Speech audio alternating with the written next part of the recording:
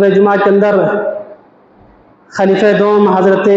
امیر المومنین عمر فاروق رضی اللہ تعالیٰ عنہ کی سیرت کے تعلق سے کچھ باتیں آج کے صبح جمعہ کے اندر آپ کے سامنے بیان کروں گا۔ حضرت عمر فاروق رضی اللہ تعالیٰ عنہ کی شہادت محرم الحرام کی پہلی تاریخ کو ہوئی۔ آئیے ہم جانتے ہیں کہ یہ عمر کون ہے۔ یہ وہ شخصیت ہے کہ جن کے اسلام لانے کے بعد صحابہ کرام کہا کرتے تھے کہ واقعی میں حقیقت میں ہمیں اسلام کے اندر سربلندی اور عزت اس وقت ملی جب حضرت عمر اسلام لائے۔ حضرت عبداللہ بن مسعود رضی اللہ تعالیٰ عنہ کہا کرتے تھے کان اسلام عمر عزن، کہ عمر کے اسلام لانے سے ہمیں عزت ملی، ہمیں سربلندی ملی۔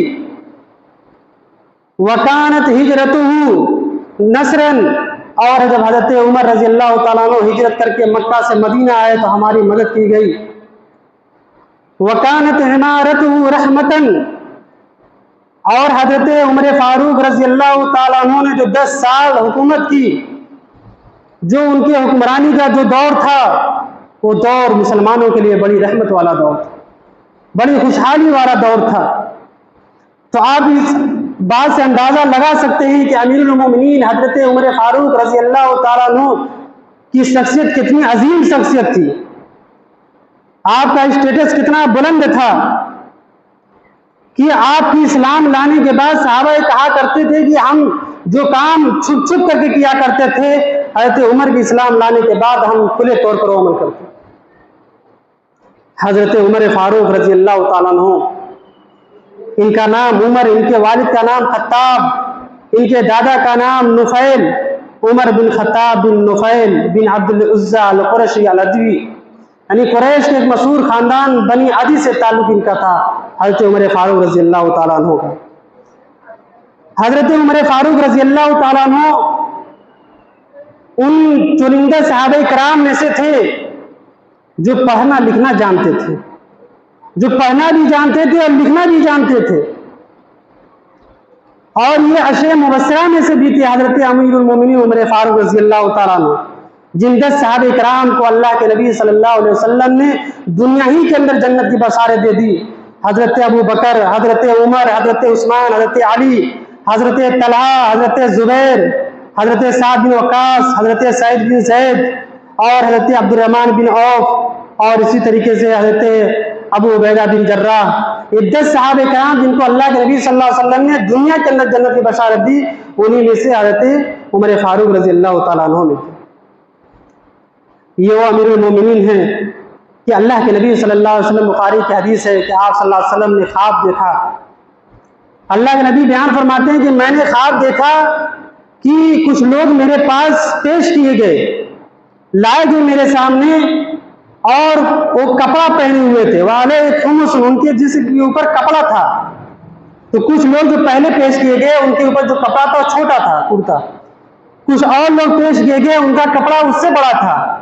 اور پھر حضرت عمر بھی میرے خواب کے اندر پیش کیے گئے تو میں نے دیکھا ان کا کپڑا بہت زیادہ لمبا تھا کہ زمین پر سٹا ہوا تھا، زمین پر لگا ہوا تھا ان کا کرتا۔ تو صحابہ کرام نے کہا اللہ کے نبی صلی اللہ علیہ وسلم اس کی خواب کی تعبیر کیا ہے؟ تو آپ نے فرمایا الدین، یعنی عمر کے ذریعے اللہ رب العالمین دین کو زیادہ سے زیادہ دور تک پھیلائے گا۔ تو اس خواب کی یہی تعبیر ہے۔ اور بخاری شریف کی ایک دوسری حدیث کے مطابق اللہ کے نبی فرماتے ہیں کہ میں نے خواب دیکھا کہ حضرت ابو بکر صدیق رضی اللہ تعالیٰ عنہ ایک کنویں کے پاس کھڑے اور ان کے ہاتھ میں ایک ڈول ہے، اس ڈول کو کنویں کے اندر ڈال رہے ہیں اور اس سے پانی نکال رہے ہیں۔ تو جب پانی نکال رہے تھے تو حضرت ابو بکر صدیق رضی اللہ تعالیٰ عنہ کے پانی کے نکالنے میں تھوڑا کمزوری محسوس ہو رہے تھے، یعنی وہ آہستہ سے دھیرے دھیرے نکال رہے تھے، تیزی نہیں تھی نکالنے میں۔ تو اللہ کے نبی کہتے ہیں کہ میں نے دعا کیا کہ اللہ تعالیٰ ابو بکر کو معاف کرے۔ ثم اخذ، پھر اللہ کے نبی فرماتے ہیں کہ اس ڈول کو حضرت عمر نے پکڑ لیا اپنے ہاتھ میں۔ جب حضرت عمر نے اپنے ہاتھ میں ڈول کو لیا تو ڈول بڑا بن گیا، بڑا ڈول، اس کی ٹوکری جو تھی بڑی ہو گئی، اور حضرت عمر فاروق رضی اللہ عنہ اس ڈول کو کنویں کے اندر ڈالتے ہیں اور تیزی کے ساتھ پانی نکالتے ہیں۔ اللہ کے نبی فرماتے ہیں میں نے عمر سے زیادہ پہلوان کسی کو نہیں دیکھا، یا فر یہ ہو کہ جو اتنی تیزی کے ساتھ کنویں سے پانی نکال رہا ہو، اور تیزی کے ساتھ پانی نکالتے جاتے، اور جتنے لوگ تھے تمام لوگوں نے اپنے جانوروں کو پانی پلایا، سیراب کیا، اور اس کے بعد اپنے گھروں تک پہنچ گئے۔ تو صحابہ کرام نے پوچھا اللہ کے نبی صلی اللہ علیہ وسلم اس کی تعبیر کیا ہے؟ تو آپ نے فرمایا دین ہے۔ تو علماء کرام نے اس حدیث کی تشریح میں لکھا کہ جو اللہ کے نبی نے کہا کہ حضرت ابو بکر کے نکالنے میں کمزوری تھی، تو اسے یہ نہیں کہ حضرت ابو بکر صدیق رضی اللہ تعالیٰ عنہ کی کمی بیان کی جا رہی ہو کہ وہ کمزور تھے۔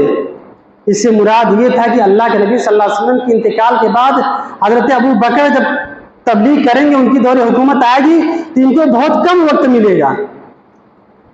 اور حقیقت ہے کہ اللہ کے نبی صلی اللہ علیہ وسلم کے انتقال کے 2-2.5 سال کے بعد حضرت ابو بکر صدیق رضی اللہ تعالیٰ عنہ کا انتقال ہو گیا، اور حضرت عمر فاروق رضی اللہ تعالیٰ عنہ تقریباً 10 سال تک انہوں نے حکومت کی، 10.5 سال تک۔